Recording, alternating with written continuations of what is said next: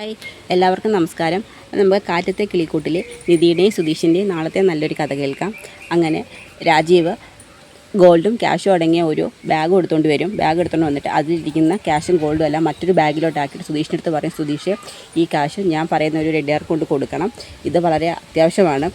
അരുണിന് കാലിന് സുഖമില്ലാത്തതുകൊണ്ടാണ്, അല്ലെന്നുണ്ടെങ്കിൽ അരുൺ ഞാനുമായിട്ട് പോകാനിരുന്നതാണ്. ഇതിപ്പോൾ എനിക്ക് അത്രയും ദൂരെ ഡ്രൈവ് ചെയ്ത് പോകാൻ ചെറിയ ബുദ്ധിമുട്ടുണ്ട്. അതുകൊണ്ടാണ് സുധീഷിൻ്റെ അടുത്ത് പറയുന്നത്. വളരെയധികം ശ്രദ്ധ വേണം. ഗോൾഡും ക്യാഷുമാണ് ബാഗിലുള്ളത്. ആ സ്ഥലം അത്ര നല്ലതല്ല. വളരെ ശ്രദ്ധ വേണമെന്നൊക്കെ പറയും. ഉടനെ സുധീഷിന് മനസ്സിലാവും ഇതെനിക്കിട്ടുള്ള എന്തോ ഒരു പണിയാണെന്നുള്ളത്. നിധി പറയും, എന്താ സുധീഷ്, എന്തെങ്കിലും ബുദ്ധിമുട്ടുണ്ടോ? അച്ഛൻ ആദ്യമായിട്ടൊരു കാര്യം പറഞ്ഞില്ലേ, ചെയ്തു കൊടുക്കണമെന്ന് പറയും. അതിനെന്താ, ഞാൻ പോകാമെന്ന് പറയും. അങ്ങനെ സുധീഷിനെ ബാഗെല്ലാം ഏൽപ്പിച്ചിട്ട് സുധീഷ് അവർ പറഞ്ഞ കണക്ക് തന്നെ കാറിനകത്ത് പൈസ കൊണ്ട് കൊടുക്കാനായിട്ട് പോവുകയാണ്. പിന്നെ കാണിക്കുന്നത് ഹരീഷിൻ്റെ വർക്ക്ഷോപ്പാണ്. ഹരീഷിൻ്റെ വർക്ക്ഷോപ്പിൽ ടിക്ടോയും ചന്തുവും ഒക്കെ ആയിട്ടിരുന്ന് ഹരീഷ് സംസാരിക്കുകയാണ്. ആ സമയത്താണ് നീതു അങ്ങോട്ട് വരുന്നത്. നീതുവിനെ കാണുന്നതും പറയും, എങ്കിൽ നിങ്ങൾ പോയൊരു ചായ കുടിച്ചിട്ടോ, അല്ലെങ്കിൽ നീതുവിനെ കണ്ടു കഴിഞ്ഞാൽ ഉടനെ ഹരീഷായിട്ട് ഞങ്ങളെ ഇവിടെ നിന്ന് പറഞ്ഞു വിടണം ഇല്ലേ, ചെല്ലടാ. അപ്പോൾ ടിക്ടോ പറയും, ആ ബാ ചന്തു, നമുക്ക് പോയി ഒരു ചായ കുടിച്ചിട്ട് വരാം, അല്ലെന്നുണ്ടെങ്കിൽ ഇനി ഹരീഷേട്ടന് അതൊരു ബുദ്ധിമുട്ടാവണ്ട, അധികം നേരം സംസാരിക്കട്ടെ, എപ്പോഴെന്ന് അറിയത്തില്ല നീതുവിൻ്റെ അച്ഛൻ ഇങ്ങോട്ട് വരുന്നതെന്ന് പറയും. അതൊക്കെ ഞാൻ നോക്കിക്കോളാം. ഉടനെ നീതു പറയും, എന്നാലും ഹരീഷേട്ടന് ഇത്രയും മാറ്റം ഉണ്ടാകും ഞാൻ ഒരിക്കലും പ്രതീക്ഷിച്ചില്ല. മുമ്പൊക്കെ എന്തായിരുന്നു, വർക്ക്ഷോപ്പിലൊക്കെ ഞാൻ വന്നു കഴിഞ്ഞാൽ എന്തൊരു ദേഷ്യമായിരുന്നു. അപ്പോൾ ഹരീഷിന് നല്ലോണമൊക്കെ സംസാരിക്കാനൊക്കെ അറിയാം. ഇപ്പോൾ മുമ്പ് കാണിച്ചൊക്കെ വെറും ജാടയായിരുന്നില്ലേ? അങ്ങനെയൊന്നും അല്ല, എനിക്കങ്ങനെ ആരോടും ദേഷ്യമൊന്നുമില്ല നീതു എന്ന് പറയും. പിന്നെ എന്തുവായിരുന്നു ഇത്ര ദേഷ്യം? ചോദിക്കും, എന്തിനാ വെറുതെ നീതു ഇവിടെ സംസാരിക്കുന്നത് എങ്ങാനും ചന്ദ്രേട്ടൻ കണ്ടാൽ പിന്നെ അത് മതി, അതിൻ്റെ പേരിലൊരു സംസാരവും വഴക്കും. അതുകൊണ്ടാണ് ഞാൻ ഇപ്പോഴോ ഇനിയിപ്പോൾ അങ്ങനെ പറ്റത്തില്ലല്ലോ, ലവ് തുടങ്ങി കാണുമില്ലേ എന്നൊക്കെ പറയുമ്പോൾ ഹരീഷും നീതുവായിട്ടങ്ങ് സംസാരിക്കുകയാണ്. അതിനുശേഷം സുധീഷ് പോയതിനു ശേഷം നിധി പറയും, അരുണേട്ട കാലിനിപ്പോൾ എങ്ങനെയുണ്ട്? കുഴപ്പമില്ല. ഇപ്പോൾ സാന്ദ്ര പറയും, കുഴപ്പമില്ലെന്നൊക്കെ ഇപ്പോൾ പറയും. ചിലപ്പോൾ പൊട്ടലെങ്ങാനും ഉണ്ടെങ്കിൽ നീരൊക്കെ വരും, അതുകൊണ്ടൊരു കാര്യം ചെയ്യാം, ബാ അരുണേട്ടൻ നമുക്ക് ഹോസ്പിറ്റലിൽ പോകാമെന്ന് പറയും. അപ്പോൾ രാജീവ് പറയും, അത് വേണ്ട മോളെ, ഞാൻ അരുണിനെ കൊണ്ടുപോകാം, ഹോസ്പിറ്റലിൽ ഇവിടുന്ന് വലിയ ദൂരമില്ലല്ലോ, ഞാൻ അരുണിനെ ഹോസ്പിറ്റലിൽ കൊണ്ടുപോയിട്ട് വരാം.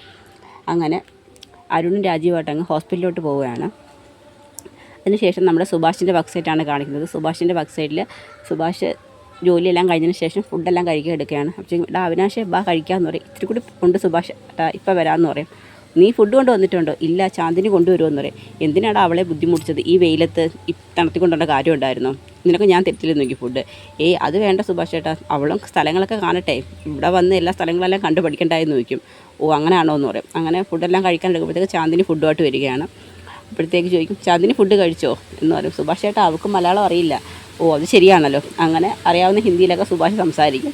ഫുഡ് കഴിച്ചില്ലെന്ന് പറയും. എങ്കിൽ ബാ ഞങ്ങളുടെ കൂടുതൽ കഴിക്കാമെന്ന് പറഞ്ഞ് ഫുഡെല്ലാം എടുത്തു വെക്കും. ഫുഡെല്ലാം എടുത്തു വെക്കുമ്പോൾ സുഭാഷ് ചോദിക്കും, എങ്ങനെയുണ്ട്, കൊള്ളാവോ? ഇതുണ്ടെന്ന് പറയും. ഇതാരാ ഉണ്ടാക്കിയെന്ന് ചോദിക്കുമ്പോൾ ഇതൊക്കെ ഞാൻ തന്നെ ഉണ്ടാക്കിയതാണെന്ന് പറയും. നല്ലോണം പാചകം ചെയ്യുന്നുണ്ടല്ലോ. അങ്ങനെ ചാന്ദിനി കൊണ്ടുവന്ന് ചപ്പാത്തിയൊക്കെ സുഭാഷിനും കൊടുക്കും. കൊള്ളാവോ എന്ന് ചോദിക്കുമ്പോൾ പറയും, നന്നായിട്ടുണ്ട്, എന്തായാലും നിൻ്റെ പെങ്ങൾക്ക് നല്ല പാചകമൊക്കെ അറിയാം കേട്ടോ, കൊച്ചിലെ തൊട്ട് അവൾ നല്ലോണം പാചകം ചെയ്യും സുഭാഷ് ചേട്ടാന്ന് പറയും. അങ്ങനെ എല്ലാവരും ഒരുമിച്ചിരുന്ന് ഫുഡെല്ലാം കഴിക്കുകയാണ്. അതിനുശേഷം സുധീഷ് വണ്ടിയിലിങ്ങനെ പോകുന്ന സമയത്ത് ഒരു കാടിൻ്റെ ഭാഗമാണ് കാണിക്കുന്നത്. ആ സമയത്ത് ബൈക്കിനകത്ത് ഒരാളിങ്ങനെ മറിഞ്ഞ് അവിടെ കിടക്കുകയാണ്. സുധീഷ് നോക്കുമ്പോഴത്തേക്ക് ഇതുപോലെ ആക്സിഡൻ്റ് എങ്ങാനോ ആണോ എന്ന് കരുതി സുധീഷ് കാറിനകത്ത് ഒരു കുപ്പി വെള്ളമൊക്കെ എടുത്തുകൊണ്ട് വരികയാണ്.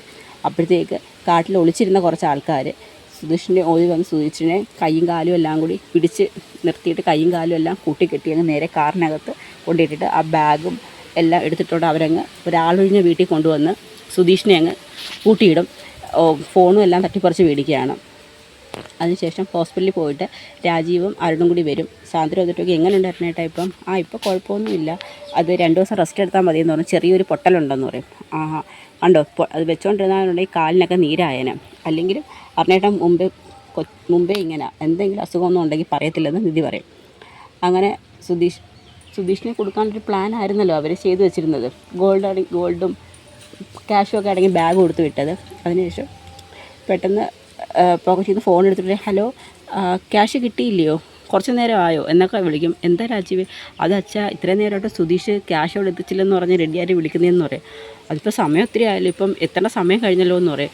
ഇനി എന്തെങ്കിലും അപകടം വല്ലതും പറ്റിക്കാണോ എന്ന് സാന്ദ്ര ചോദിക്കുന്നുണ്ട്. ഇനി അവനാ കാശും കൊണ്ട് മുങ്ങിയതാണോ എന്ന് അരുണ് ചോദിക്കും. അപ്പോഴത്തേക്ക് നിധി പെട്ടെന്ന് ഷോക്കാവും. സുധീഷ് അങ്ങനെ ചെയ്യുമോ? ക്യാഷുമായിട്ട് അങ്ങനെ ചെയ്യത്തില്ലെന്ന് നിധി മനസ്സിൽ പറയും.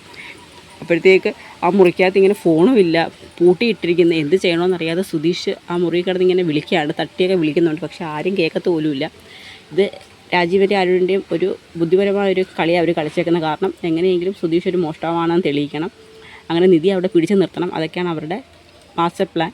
അപ്പോൾ അവിടം വരെയാണ് നമ്മുടെ നാളത്തെ കഥ അവസാനിക്കുന്നത്. ഇനി ഇതിന് ശേഷം സുധീഷിനെ അവിടുന്ന് രക്ഷിക്കാൻ ആരായിരിക്കും വരിക, അപ്പോൾ അതിൻ്റെയൊക്കെ ഒരു വിശേഷങ്ങൾ നമുക്ക് ഇനിയുള്ള ദിവസങ്ങൾ കാണാം. അപ്പോൾ അതിനായി നമുക്ക് കാത്തിരിക്കാം. ഇനി നമ്മൾ നെക്സ്റ്റ് വീക്കിലോട്ടുള്ള പ്രൊമോ ഒക്കെ നമ്മൾ പറയുന്നുണ്ട്. അപ്പോൾ അതുമൊക്കെ എല്ലാവരും കേൾക്കണം. എല്ലാവർക്കും ഒരു നല്ല ദിവസം നേരുന്നു. നന്ദി.